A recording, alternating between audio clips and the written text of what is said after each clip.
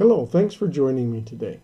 In a previous series of videos, we have explored some of the ways that Access handles a particular data type. That data type is the date-time data.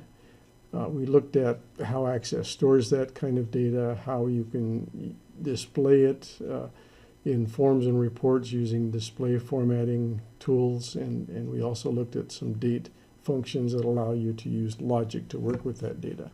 Today we're going to step back from that and look at the beginning.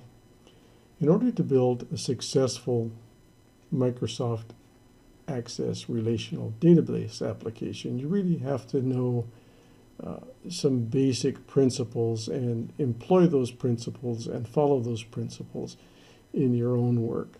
So the first question I always ask when someone says they want to do this is, do you really want to build a relational database application? Is that going to meet your needs? It may be that it's beyond the requirements of your particular situation, and that it amounts to overkill to build a relational database to handle something that is otherwise relatively simple. So the first question is, do I need a relational database, or can I get by with, say, a simple spreadsheet? I'm assuming that you're here because you have already answered that question by saying yes, you do really want to build a relational database application. So let's look at some of the considerations that go into doing that.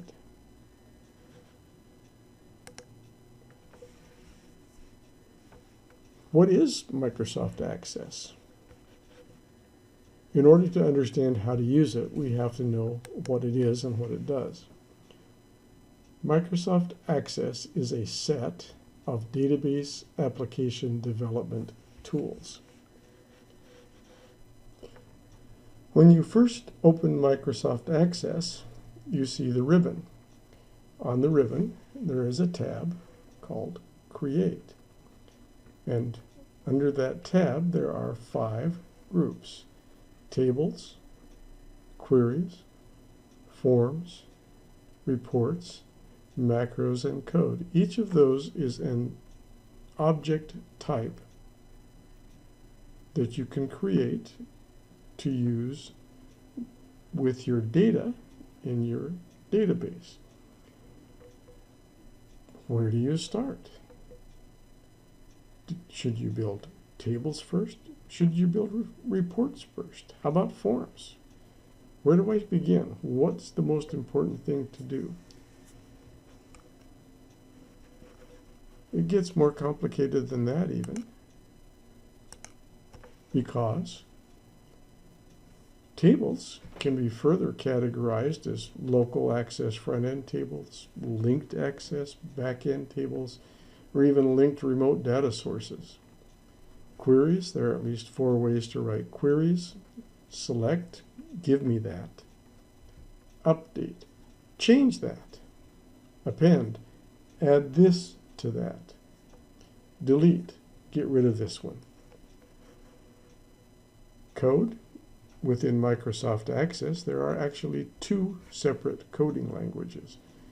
VBA, or Visual Basic for Applications, is a separate programming language from macros. In other Office applications like Word and Excel, the VBA and macro are the same thing. That can be potentially confusing when you first encounter Access. Forms, there are at least 4 ways to create forms, and I limited this to 4 because there are others in addition to these. You can create a main form, you can embed a subform in that main form, you can display the records in a form one at a time in a single view, you can display multiple records at a time in a continuous view, and again, other ways to design for forms beyond just those 4. Reports, the same thing applies. Main report, sub-report, so on. Beyond that, Access gives you the power to automate other Office applications. You can control a Word document from Access. You can control an Excel spreadsheet from Access. And even beyond that, there are APIs, or application programming interface calls, that you can bring into Access to work with the elements like the File Explorer functions of the Windows operating system. So you can see that working with Access to create a useful relational database application requires a fairly comprehensive set of skills and knowledge of a range of different tools.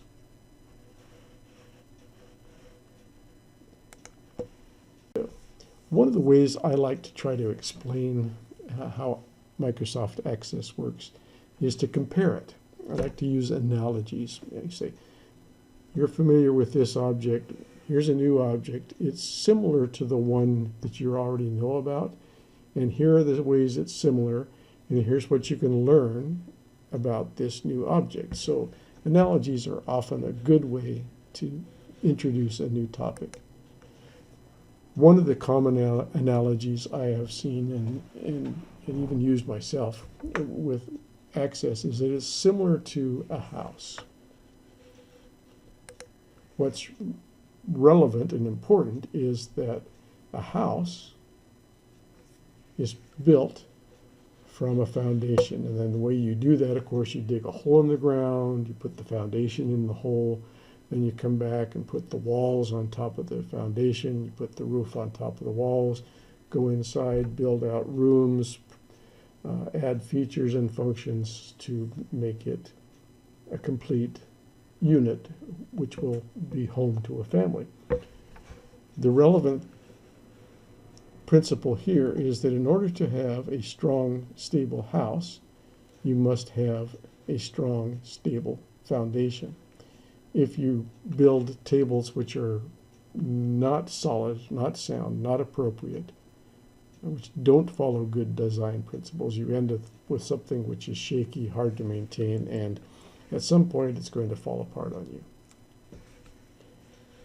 So, of the components of the database that we looked at in the previous slide, a house has a parallel to, the foundation of a house has a parallel to the tables in a database.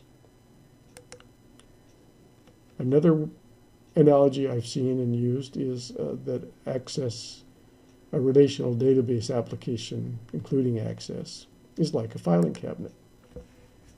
Let's take one that you might see in a small business. It's a 4-drawer filing cabinet.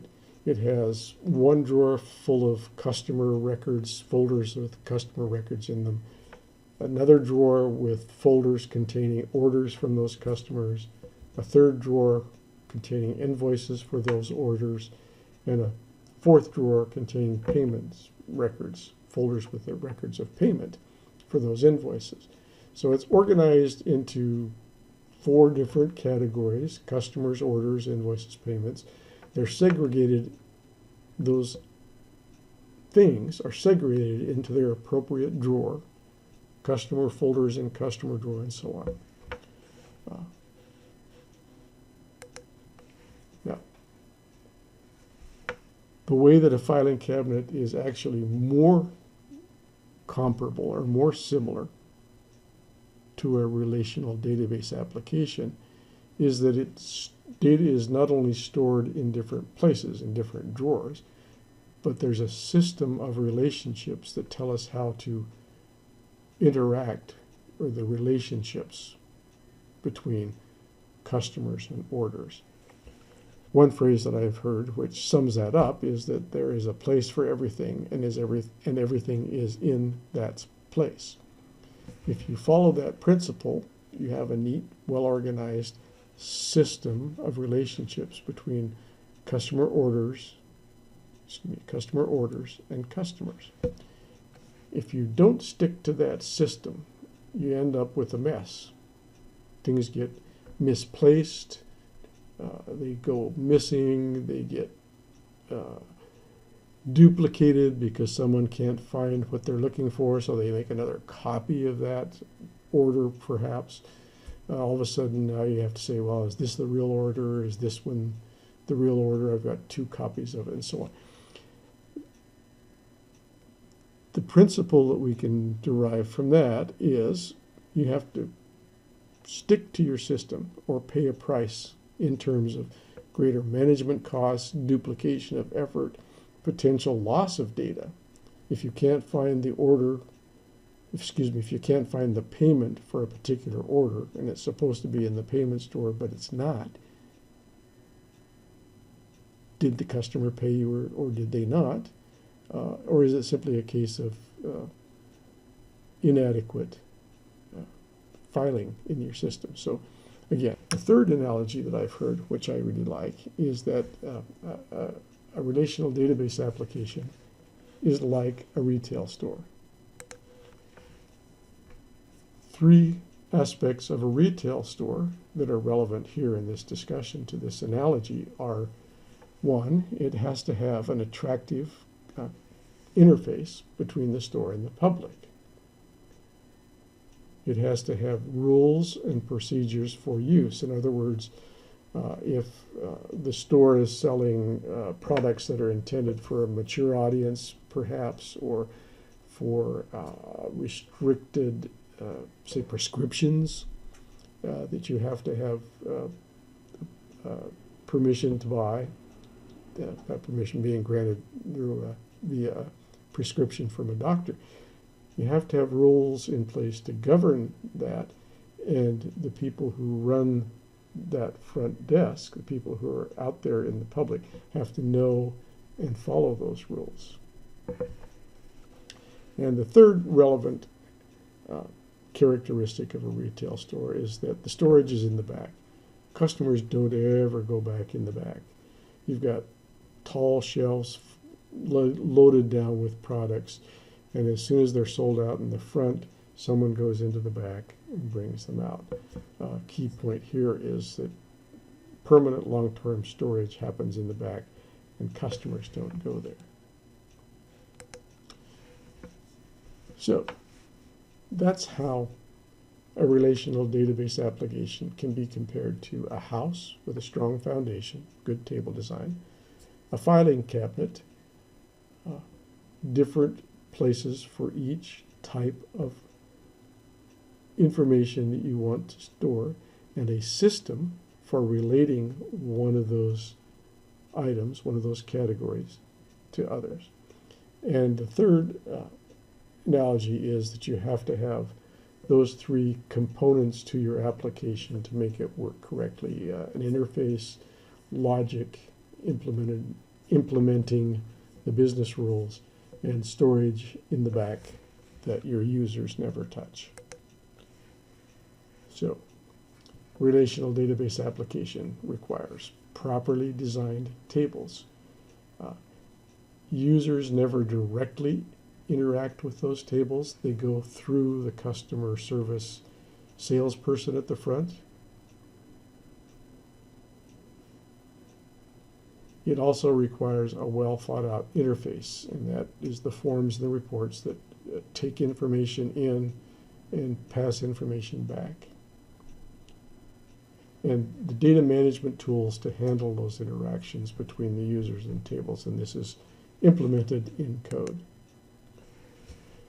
Because tables are the foundation, building a relational database application means starting with tables. So, in our first how-to video in this series, we'll begin building a set of tables for a particular application. And for our purposes here, I decided I'm going to continue with the analogy of customers' work done for those customers, work details, invoicing and payment for that work, and that is corresponding to my time and billing software application that I use for my business. As always, if you like what you see, please hit the subscribe button. Come back soon. We'll have a new installment up for you to look at. Thank you.